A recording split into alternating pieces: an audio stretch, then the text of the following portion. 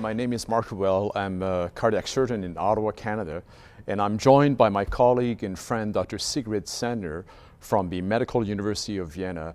And together we were very privileged to head a writing group on a scientific statement about secondary prevention after coronary artery bypass graft surgery. Sigrid, welcome. Thank you, Mark. It was a privilege working with you and the entire writing group. And likewise. So the statement is pretty important, in my opinion. And I know you and I have discussed this a lot, but the point of bypass graft surgery is to provide durability. And this is not an isolated point intervention, right? There's a whole treatment and there's a whole medical optimization aspect to it, which we wanted to emphasize in the statement. So tell us a little bit about that. I think in doing the scientific statement, we've provided a great opportunity for all our colleagues in clinical practice to really familiarize themselves with what is current optimal medical therapy and how should we be discharging and treating our patients.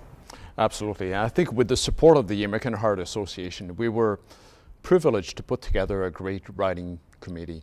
And we have representation from anesthesia, nursing, of course, surgery, cardiology as well. And it's been really, it's been a great exercise. So we have, correct me if I'm wrong, 11 sections.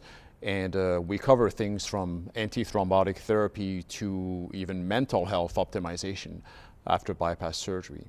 Sigrid, to you, what were the key ingredients or maybe some of the key findings that would really compel our colleagues to read the statement? Well, we have seen significant progress in the field of antithrombotic therapy after CABG, but not only pharmacologic treatment, but also, as you've mentioned, mental health, weight management, rehabilitation. And all of this has been, I think, very thoroughly addressed in this iteration of the scientific statement. You were part of this very successful statement published in 2015, and building on that, I think we've really expanded. I think to your point, Sigrid, the 2015 statement, I like to believe had an impact in the community. You know, as you know better than I do, when you look at earlier trials, for instance, that compared PCI versus CABG, the secondary prevention, the guidelines-directed medical therapy in bypass surgery patients was always lagging behind that of PCI patients, and presumably way behind that of medically treated patients who had coronary artery disease. So, and over time, as we saw in the EXCEL trial and in the FAME3 trial, things got better.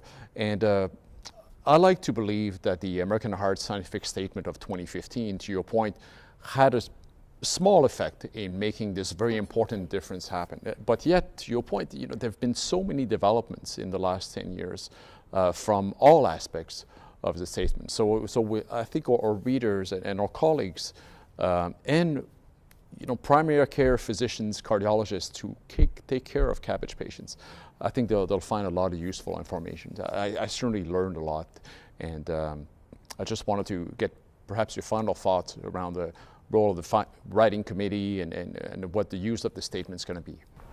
I think it will absolutely benefit our colleagues in clinical practice in managing their patients, and I encourage everyone to read this and integrate it into their clinical practice. Thank you, Sigrid. Well said. And thank you all for your attention today. And we encourage you to read this latest scientific statement on secondary prevention after bypass graft surgery. Thank you.